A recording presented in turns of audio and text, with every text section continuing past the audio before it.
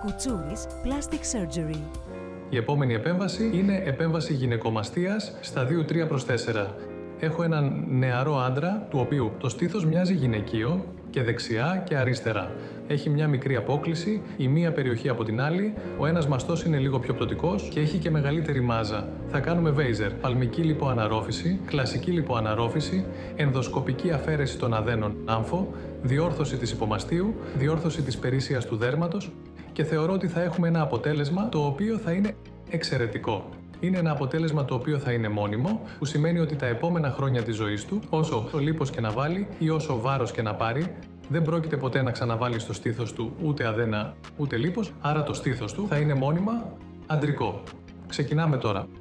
Εδώ βλέπουμε έναν νεαρό άντρα, ο οποίος παρουσιάζει μεγάλο βαθμό γυναικομαστίας και στους δύο μαστούς.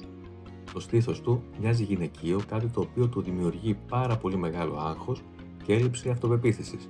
Ο ασθενής έχει δύο πολύ μεγάλους αδένες, καθώς επίσης και μεγάλη συλλογή λίπους γύρω από τους αδένες αυτούς.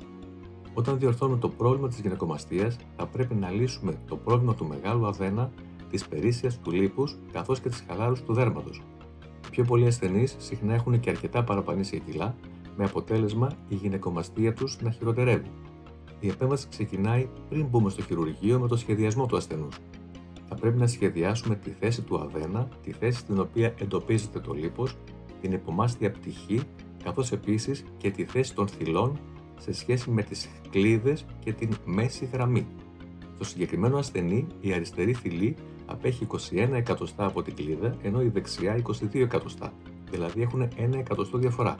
Αυτό θα πρέπει να το διορθώσουμε, ούτως ώστε μετά την επέμβαση οι θυλές να είναι στο ίδιο ύψος, δηλαδή να είναι συμμετρικές. Η επέμβαση γίνεται με γενική αναισθησία σε οργανωμένη χειρουργική κλινική. Ο ασθενής φορά ειδικές χειρουργικές κάλτσες, αντιτροφωτικές μπότες, οι οποίες τον προστατεύουν από φλεβοθρόμβωση. Επίσης, χρησιμοποιούμε αερόθερμο, οπότε ο ασθενής παραμένει ζεστός καθ' όλη τη διάρκεια της επέμβασης. Εδώ βλέπουμε τις καινούργιες τεχνολογίες που χρησιμοποιούμε σήμερα στην επέμβαση της γυναικομαστίας.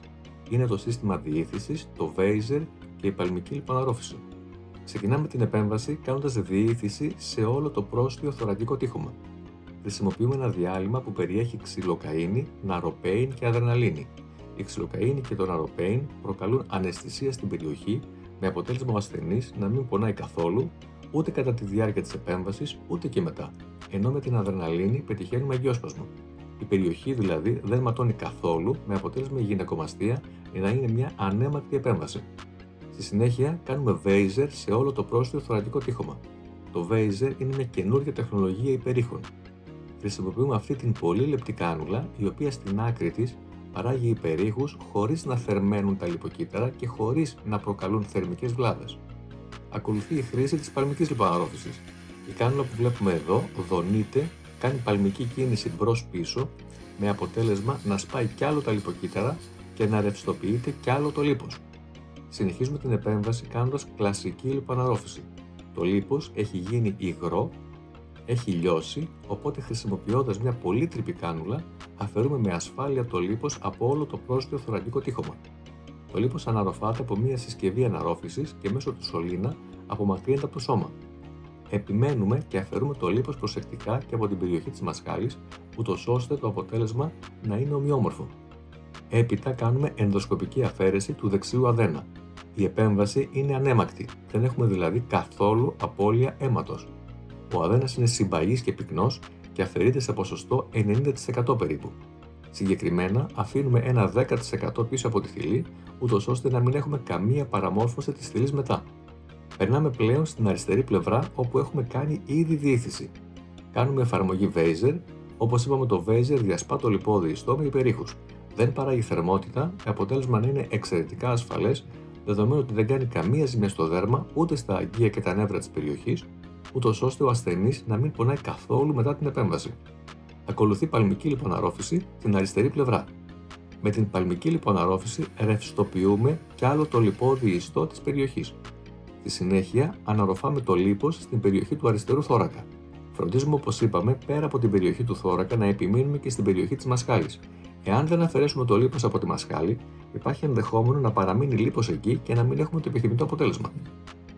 Αμέσως μετά κάνουμε ενδοσκοπική αφαίρεση του αριστερού μαζικού αδένα.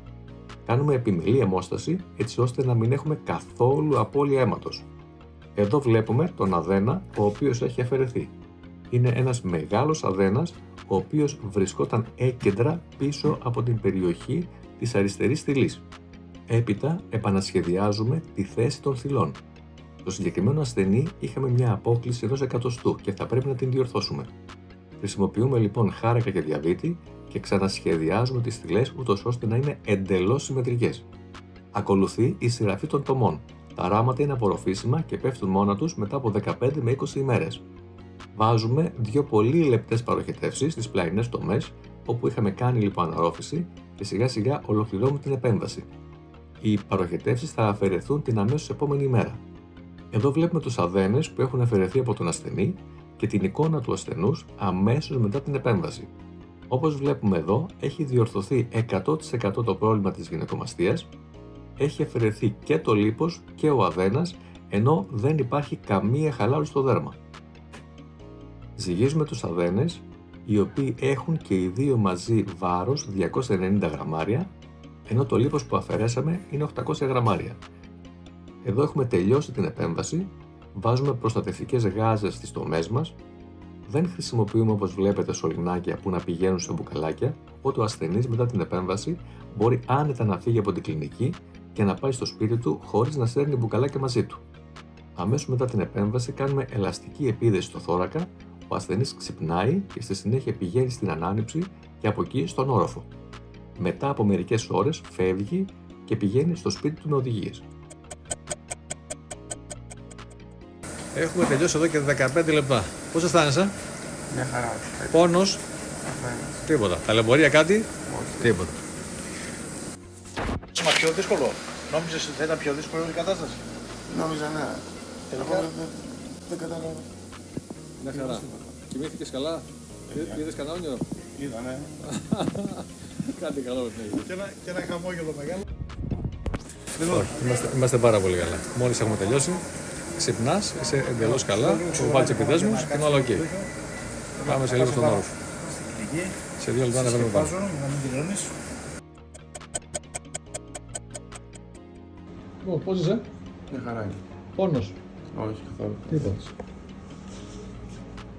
Λοιπόν, έχουμε 6-7 ώρες από την επέμβαση. Εκεί. Ωραίος. Ωραίος. Πώς ήταν τα ταλαιπωρία στην επέμβαση, τι κατάλαβες? Τίποτα. Τίποτα.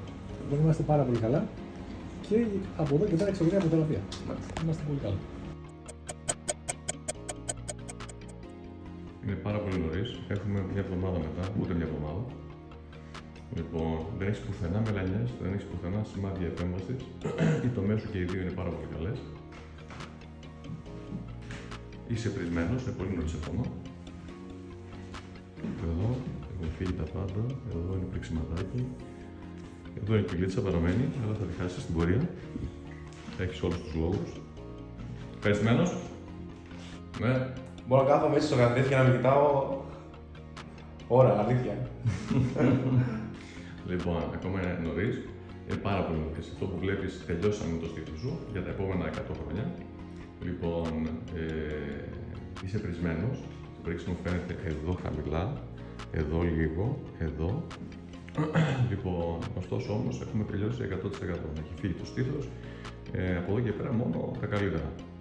Θέλουμε χρόνο. Δηλαδή, σκέψου ότι σήμερα είναι μια εβδομάδα, σε ένα μήνα δεν θα έχει καμία σχέση, θα είναι πολύ καλύτερο. Στους 3 μήνες ακόμα καλύτερο, στους 6 μήνες θα είναι πραγματικά εξαιρετικό. Θα το είμαστε μαζί, θα το δούμε μαζί. Πώς αισθάνεσαι? Και δεν υπάρχουν θέμα. Δεν δυσκολεύομαι στο να κάνω τίποτα. Εγώ τα κάνω όλα εύκολα. Έτσι είναι. Απλά. Ωραίος. Εδώ είναι είδημα, το οποίο θα φύγει τις επόμενες μέρες. Πλάκα, εδώ, σωστά.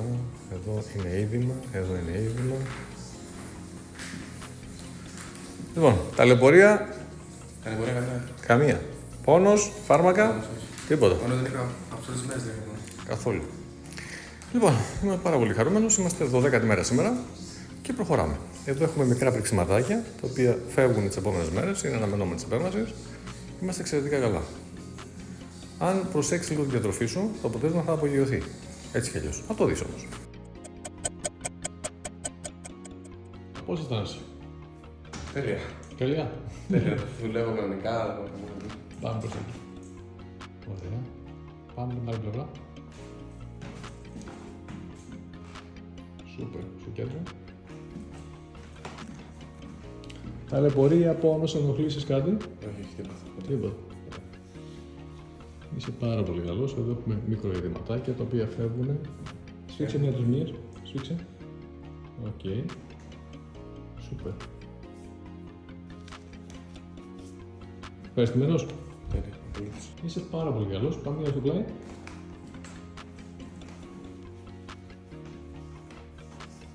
Έχει διορθωθεί η περιοχή 100%. Εδώ είναι πρίξιματάκι, εκεί είναι πρίξιματάκι. Αυτά θέλουν περίπου 2 με 3 μήνες για να φύγουν τελείως. Πάμε μία μπροστά. Σούπερ. Ευχαριστημένος. Τέλεια, ναι. Τέλεια. Και εγώ. Πάμε μία σιγά σιγά στο πλάι προς τα εδώ.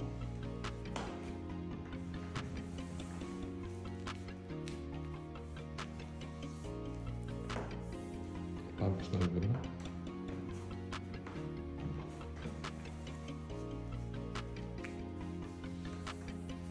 Πάμε πάλι σε μένα μπροστά. Σφίξε τους μύες. Παίξε και λίγο. Τέλεια. Τέλεια.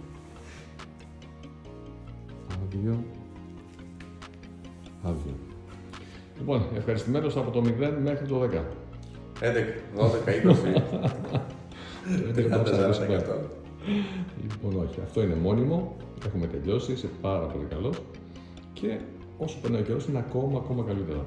Είμαστε εξαιρετικά καλά. Θα σε ξαναδώ πάλι σε ένα μήνα.